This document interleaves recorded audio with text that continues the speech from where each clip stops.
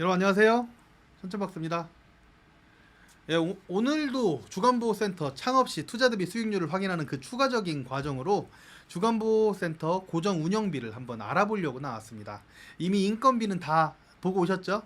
어떤 사업이든 인건비 제외해서 고정 지출을 줄이는 게 굉장히 중요한데요. 사실 주간보호센터의 경우에는 고정 지출을 줄이는 것도 굉장히 중요하지만 공단 및 수급자가 돈이 어, 공단 및 수급자가 주는 돈이 정해져 있는 만큼 같은 예산으로 어떻게 사용하는지가 더 중요하다고 볼 수 있겠습니다. 오늘은 전체 운영비 중에 어떤 비용에 집중을 해야 하는지 그런 부분들을 한번 알아보도록 하겠습니다. 천천박사는 오늘 네 가지를 이야기할 건데요. 가장 먼저 고민하셔야 될 지출 1번은 뭐냐? 홍보비입니다. 홍보비는 참 아이러니한 지출입니다. 안 쓰자니 수급자 모집이 어려워질 것 같고 또 쓰자니 이거 뭐 어르신 들어오겠나 뭐 표도 안 날 것 같고 주간보호센터 설립 상담을 진행하다 보면 홍보비 지출에 진심인 대표님을 찾기가 어려운데요. 사실 설립 초기에 홍보비만큼 중요한 지출이 없습니다.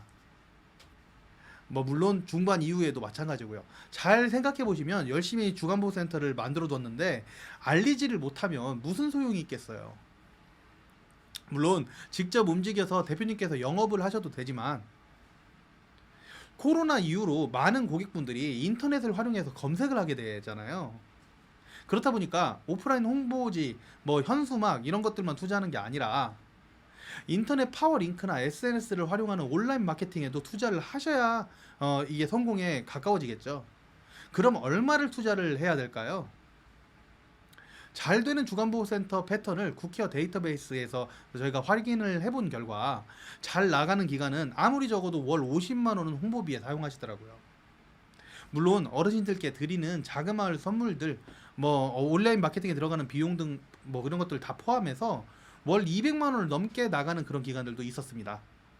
너무 근데 과한 지출은 기간에 어려움으로 돌아설 수 있으니까 적정 비용이라는 게 굉장히 중요하겠죠. 따라서 50만 원에서 100만 원 정도가 천천박사는 적정하다고 볼 수 있겠다 이렇게 말씀드릴 수 있을 것 같습니다. 이때 아직 창업 전인 대표님들이라면 꼭 아셔야 할 점. 저 홍보비라고 하는 것은 30인 시설이라고 해서 적게 들어가는 것이 아니고 100인 시설이라고 해서 특별하게 더 들어가는 그런 금액이 아닙니다. 우리 기관 하나를 알리기 위한 그런 금액이기 때문에 큰 시설에서 홍보비를 사용하는 것이 훨씬 덜 부담스럽겠죠. 이 부분을 꼭 참조하셔야 됩니다. 두 번째 고민하셔야 될 지출 뭐냐? 프로그램 사업비입니다. 우리는 이미 설립 전부터 프로그램에 투자를 해왔습니다. 집기 비품, 운동기구, 뭐 인지 프로그램 기구 이런 부분들을 구입을 했을 수도 있고요. 힐링을 위한 안마, 조교 뭐 이런 프로그램에 투자를 하셨을 수도 있습니다. 그런데 여러분 중요하게 아셔야 될 점은 사람은 적응의 동물이라는 것입니다. 어르신도 마찬가지입니다. 매일 하던 것, 계속해도 좋은 것들이 있는 반면에 질려서 안 하는 것, 하기 싫은 것도 당연히 있기 마련입니다. 어떤 프로그램은 5분이면 질리고 또 어떤 프로그램은 일주일이면 질리고 또 어떤 프로그램은 10년이 지나도 질리지 않는데요.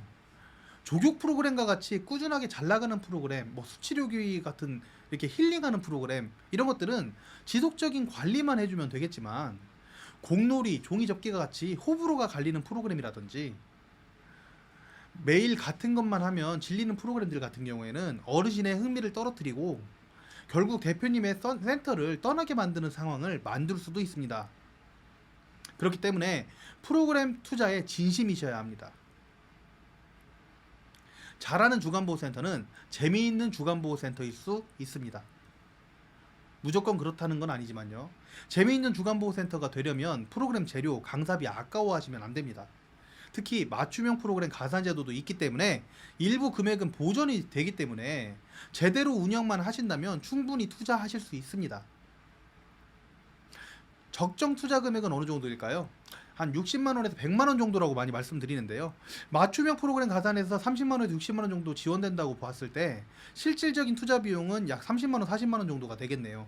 물론 뭐 좋은 것들을 더 많이 투자해 가지고 여러 가지 할 수 있으면 좋겠지만 우리는 예산이 한정적이니까요. 주간보호 창업 시 집중해야 될 지출 세 번째, 저는 식재료비라고 생각합니다. 식재료비 같은 경우에는 어르신의 식사 수준을 결정합니다. 또한 보호자가 우리 기관을 선택할지 여부도 결정할 수 있습니다.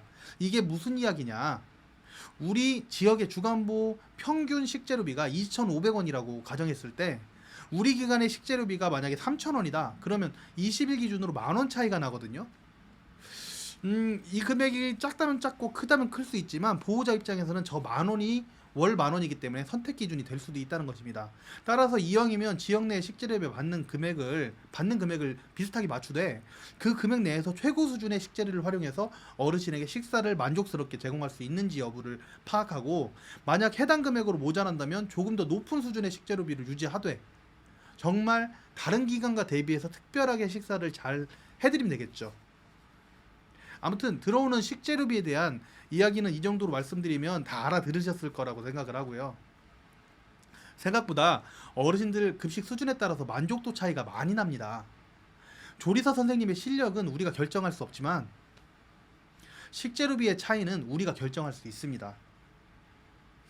야채를 더 많이 나가게 할지 아니면 고기를 더 많이 나가게 할지 결정하실 수 있다는 겁니다.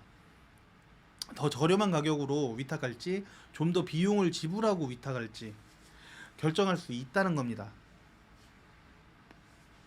어느 정도를 지출하면 되느냐? 위탁을 하시지 않는다면 어차피 식자료비 받은 만큼 다 쓰시고 거기다가 추가적으로 인건비까지 다 나가겠죠. 위탁을 하더라도 그러니까 식재료비 받은 만큼의 플러스 조리원 선생님 뽑는 급여까지 포함해서 지출을 좀 하시라고 말씀드리고 싶은데 이 부분은 너무 길게 하면 끝이 없어지니까 다시 한번 다루는 걸로 하고 제가 천천 박사가 다시 강조하고 싶은 부분은 먹는 인심 아끼지 마셨으면 하는 것입니다. 아시겠죠? 이걸로 굉장히 어르신들이 즐거워할 수 있으니까요. 주간보호 창업 중에 집중하셔야 될 지출 네 번째 차량비입니다. 차량비의 경우에는 창업이 결정하실 때 정말 많이 물어보시는 항목 중에 하나인데요. 한번 결정을 하면 지속적인 경비가 들어가야 되는 그런 항목이기 때문에 신중하셔야 되는 항목이기도 하죠. 빨리빨리 계획을 짜서 버려버리고 싶은 그런 항목이죠. 그런데 또 제대로 투자하셔야 되는 경비이기도 합니다. 차량비 결정에 가장 큰 영향을 끼치는 것이 어떤 차량을 구입해야 하는가 뭐 이런 부분일 텐데요. 뭐 9인승도 있고 7인승, 5인승, 4인승 뭐 차량 한 대 모실 수 있는 어르신이 차량 종류에 따라서 결정이 되기 때문에 어떤 종류의 차량을 구입하느냐에 따라서 지출되는 경비가 달라집니다. 또 이 차량을 회사 차량으로 구입해서 송영을 할지 선생님 차량을 빌려서 송영을 할지 뭐 렌트를 해서 송영을 할지에 따라서 이것도 한 30분 이상 얘기할 수 있을 것 같은데 선생님과 기관의 관계에도 영향을 끼칠 수 있는 아주 중요한 항목이죠. 그래서 차량 구입을 진행하실 때 한 번에 모든 차량 구입 계획을 짜놓고 진행을 하시기보다는 그때그때 어르신의 계약 상황에 맞춰서 계약 상황입니다. 계약 상황에 맞춰서 선생님의 상황에 맞춰서 구입을 진행을 하셔야 됩니다. 한 군락 마을 단위에 모셔올 어르신들이 많다면 당연히 스타리아 같은 봉고가 좋겠죠. 골목골목이 많은 지역 같은 경우에는 어르신 모실 때 이렇게 잘 통과가 돼야 되기 때문에 레이 같은 이런 그 경량 차량이 되게 좋겠죠. 가까운 지역에 여러 번 왕복이 가능한 여력이 된다면 카니발 같은 것도 괜찮습니다. 지금 현재 창업하기도 전에 스타리아를 몇 대 사야 되나 뭐 스테레 4대, 레이 2대 이런 식으로 계획적인 예산을 짜봤자 큰 의미가 없다는 말씀 드리는 것입니다. 대응하는 지출이 중요하다 이런 말씀 드리는 겁니다. 우리는 지금 투자 대비 수익을 계산하는 중이기 때문에 제가 말이 많았는데 어느 정도 지출이 적정할까 생각을 한번 해보겠습니다. 그 생각을 해보면 차량에 대한 고정 지출 같은 경우에는 아침과 저녁에 송영이 몰리는 것을 고려를 하면 한 번에 많은 어르신들을 동시에 모셔와야 한다는 걸 고려를 할 때 차량이 그만큼 늘어나야 돼요.